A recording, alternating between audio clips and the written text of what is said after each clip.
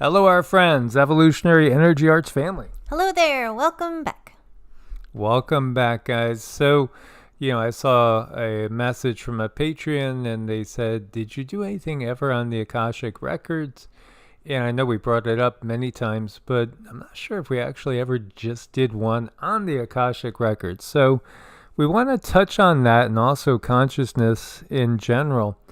And again, there's so many people that have no clue about these things, unfortunately, in the masses. No clue at all to the fact of consciousness being something that is all pervasive and accessible.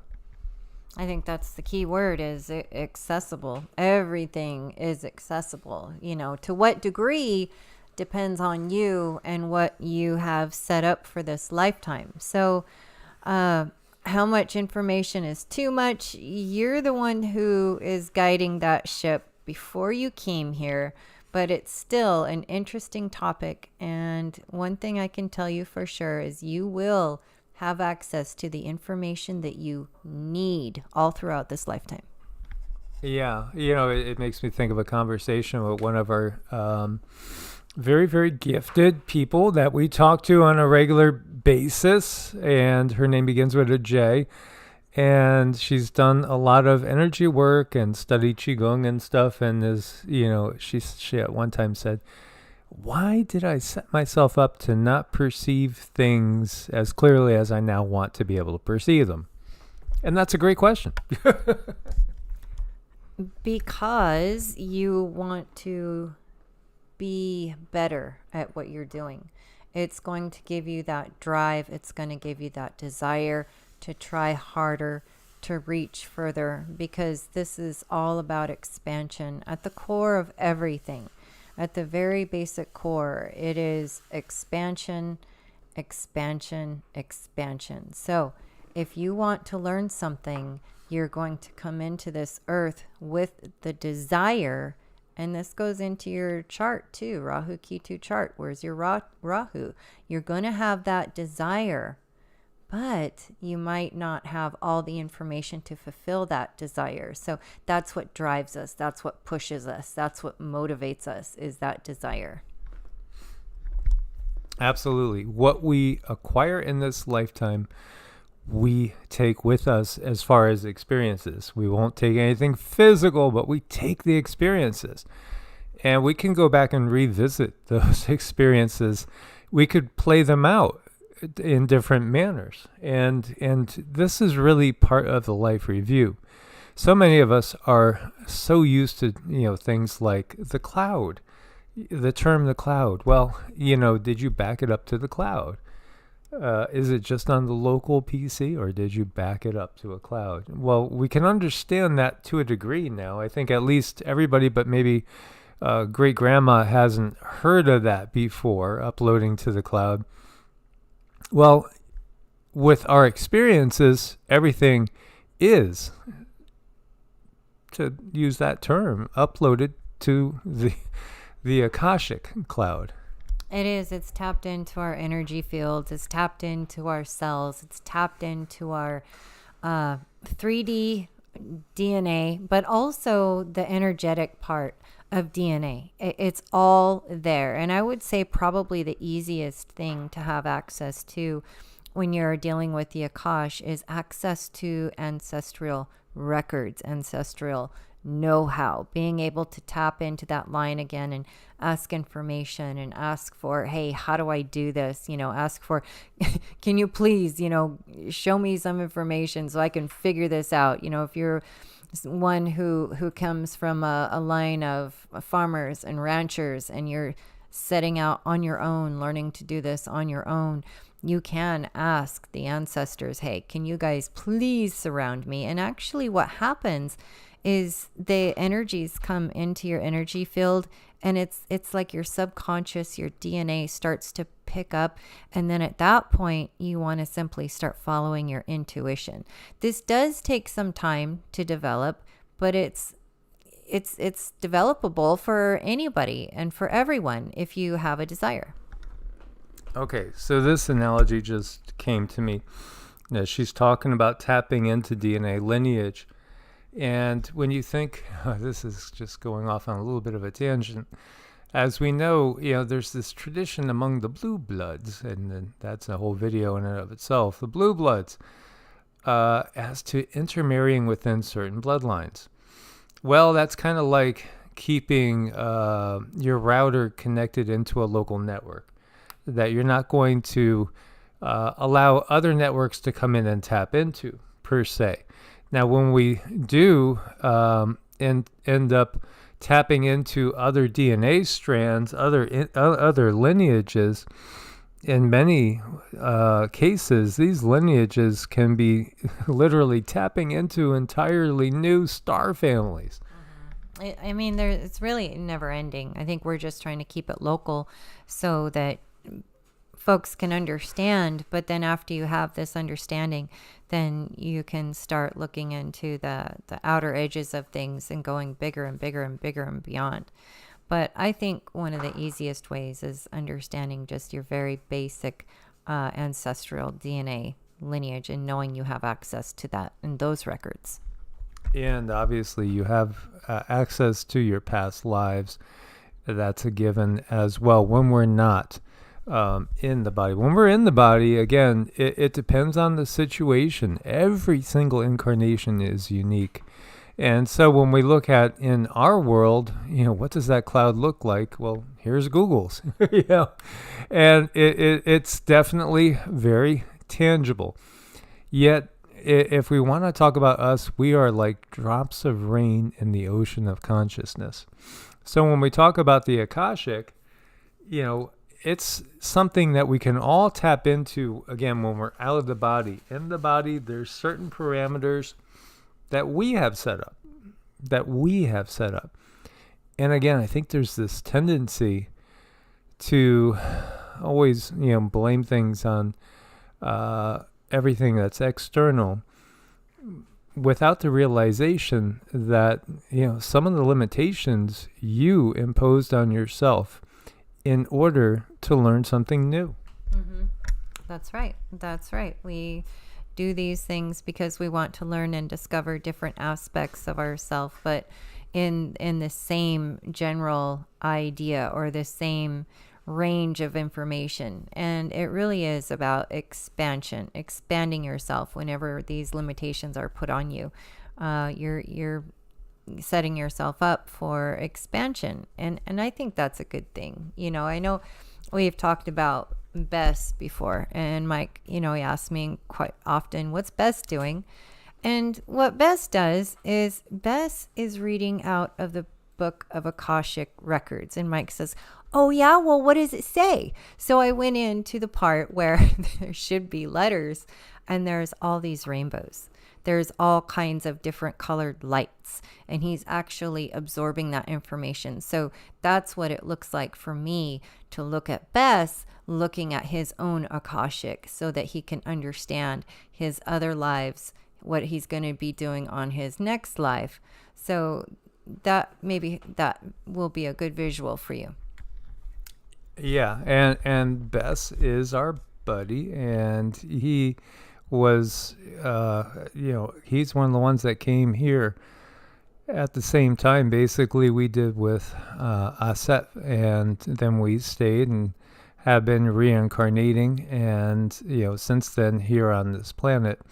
But again, many of us, from our understanding, about a third of the incarnate souls, roughly, have incarnated in other star systems or planets before.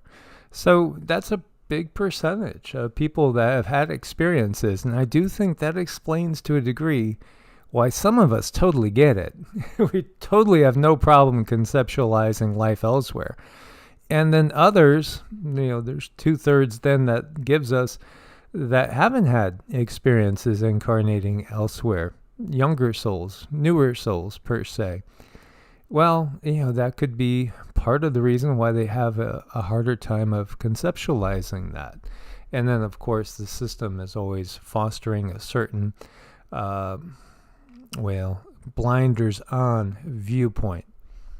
And maybe there's sometimes when you're just simply not allowed that information for reasons that higher self just is not going to tell you. And that's probably one of the things that gets to me the most. It's like, oh my gosh, I want this information and I can't have it. But reaching a place of acceptance is helpful there. And then just asking your guides, look, if I'm allowed this information, can you please help me find a path to get it, to receive it, something. So it's all about this conversation between you, your higher self, your guides, your angels, your ancestors.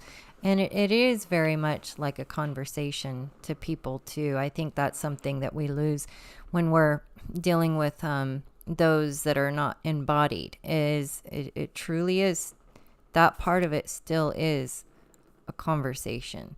And when you are thinking about Uncle Joe, who has passed, Great Uncle Joe, when you think about Great Uncle Joe, it's like picking up a phone and it's like calling, because then he hears that information and then he can come to you. And then at that point, there's a two-way. So Bess has been diligently studying because, you know, he's thinking about coming into, again, an embodied existence. And he didn't experience the Kali Yuga per se, but this is, again, part of what we are always trying to get across. You know, the beings that we see in the Kali Yuga are very limited because our perceptions are very limited. And, you know, basically we're under this darker control structure. In the Bronze Age, it's a mix. You know, on the Bronze Age, on the descending, as we're really starting to dip towards that Kali Yuga, really we're surrounded by darker entities. And then in the beginning of the Bronze Age, same thing. And then as we come out of it, you start to encounter more and more benevolent energies. And, you know, again, beings like Bess, he was thought that he was Egyptian god, but in reality he was an extraterrestrial. You know, this is what he is. This is, again, you know, when you really look to all the beings that they were taken as gods, these were just extraterrestrials. They were beings that had a much better understanding of things than the people that were here on the planet indigenously, or as close to indigenously as we can be. We can, again, relate it to, there are still tribes that live a very, very basic primal experience, totally in sync with nature. And, you know, they don't understand the technical cloud. They don't understand all the craziness that we of this whole construct are just so used to. They understand a very different picture than us. And so Bess, just one amongst so many extraterrestrials that was worshipped as a god and viewed as a god, but was just somebody with a much more advanced understanding of how things work. And now he's just been studying intently, getting ready for his next incarnation. Mm-hmm. So when you see information, you see it completely different than what you would see in 3D.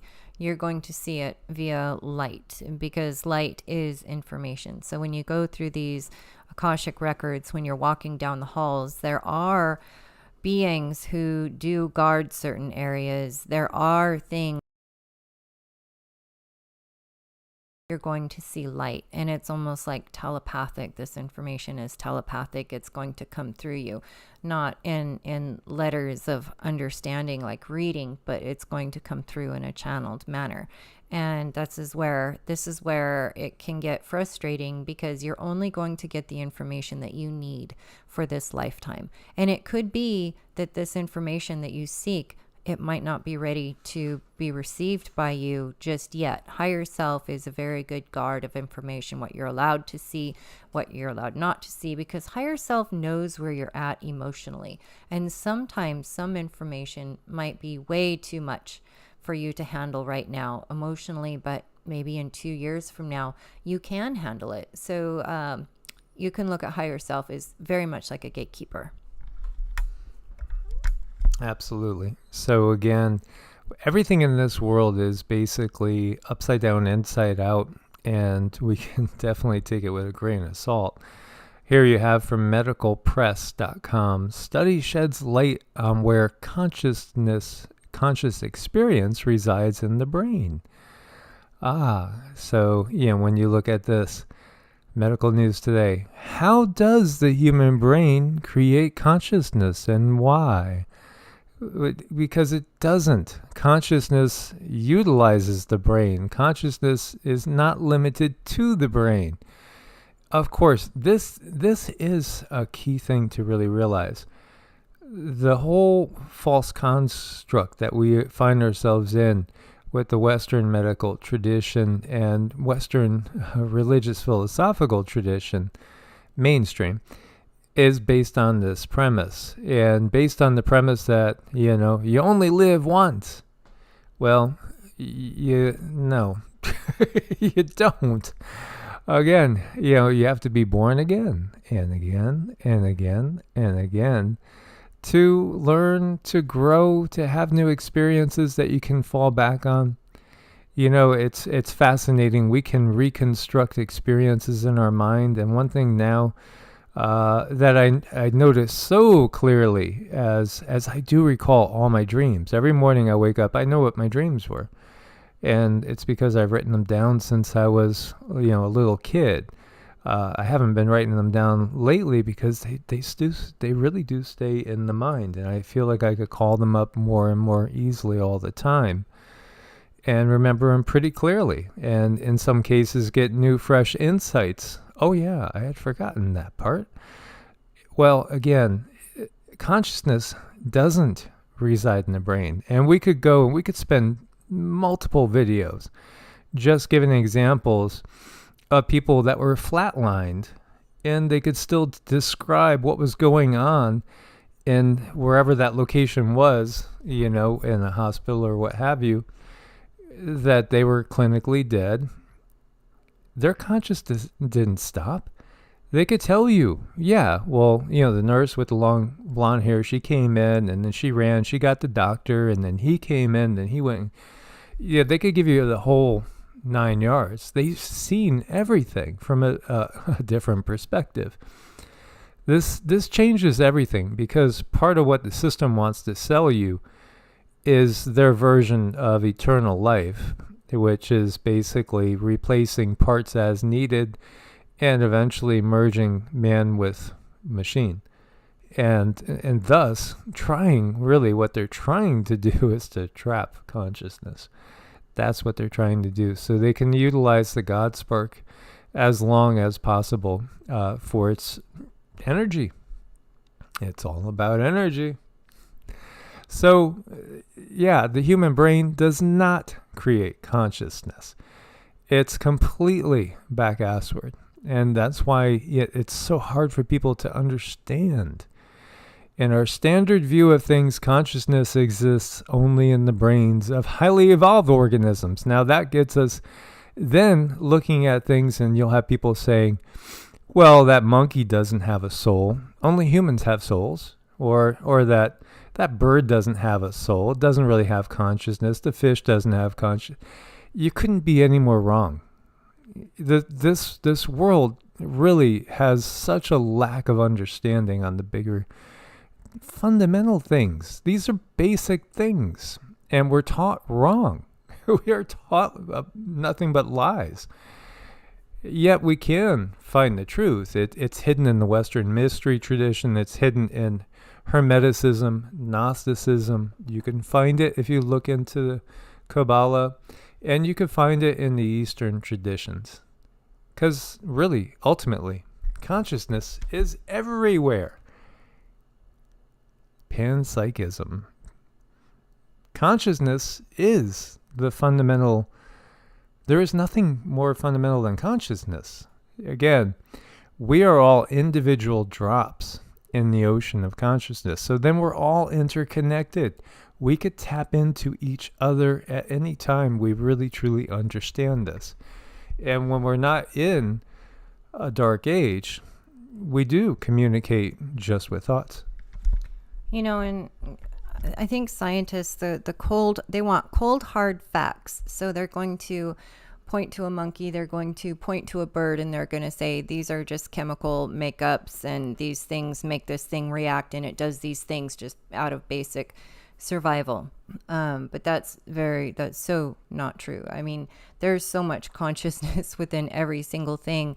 It's a common practice for indigenous Native Americans to go inside the consciousness of an eagle and see through those eagle's eyes and be able to have those feelings and those emotions. And when we're talking about consciousness being drops all belonging to the same ocean, even when those drops are in the air, there's still, where does one start and where does one stop? But if you look in the different etheric realms, the etheric nature of things, there really is no starting or stopping point. It's just energy that is thick and energy that is thinner, but everything is always, always, always connected. You know, Mike and I are sitting close to one another right now, but I guarantee you, if you see it energetically, we are so extremely intertwined, and in that, that energy has almost its own self. It just keeps getting more stronger, you know, as we work on people, and as we live together, we finish each other's sentences. We get more often than not, you know, we can kind of do a lot of mind reading, because we could do that before.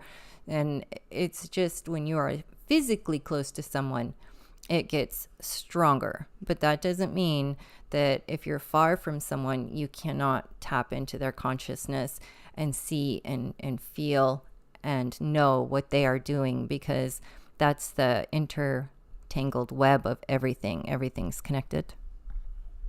And if you are one of those people that are brought up in the Abrahamic traditions, again, Judaism, Christianity, Islam, and those things are what are comfortable, or any particular aspects of those things are comfortable, and you're not comfortable with other terminology, or looking at things from a Vedic perspective, or, you know, some other perspective, then maybe look into Hermeticism, or do some deeper study of the Kabbalah. This book is, again, a book that I think we've done 1 or 2 videos on in the past, and it's Franz Bardon's Initiation into Hermetics. And, you know, Hermeticism, Hermes has been equated with Thoth and Mercury again, as in the deity Mercury, wisdom, understanding, knowledge, all those things. This is a good book. This is a good book to start with. And, you know, again, I don't think it was a coincidence that when I was 7 years old, we moved into a new house, and this was the only item left by the previous owners in that house. And I found it down in a dark corner of a, you know, dirt floor basement that was creepy as anything. And, you know, I tried since I was 7 years old to understand it. It took maybe until I was 10 or 11 to really start to get it. But this is all about understanding from a combination of different sources, including the Vedic traditions, the yogic traditions, how the universe works. So according to he words it as Indian secession of the tattvas. Tattvas, again, are essences and manifestations. Well, you know, how does this world come about? Well, you know, earth, air, fire, and water, right? The 4 elements, we all know that. And then in the Western world, we conceptualize above that is spirit. Well, here, you know, we have Akasha, which is the principle of the ether. And just think, when we were looking at that, you know, teepee, what should we call it? See if I kept it up here. Now there's Grandma.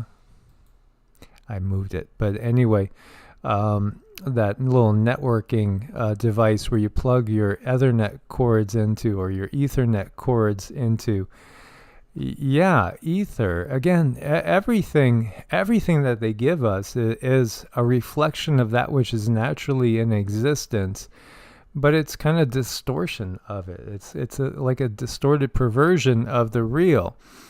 So the principle of the ether, the Akash or Akasa, and then you have Tejas, the principle of fire, Waju, principle of air, Apas, principle of water, and Pravithi, principle of earth, as it goes on down from the ether into fire, air, water, and earth, creating the manifest universe. So the manifest universe comes out of the ether. It comes out of the Akash. So everything is imprinted in the Akash and can be accessed.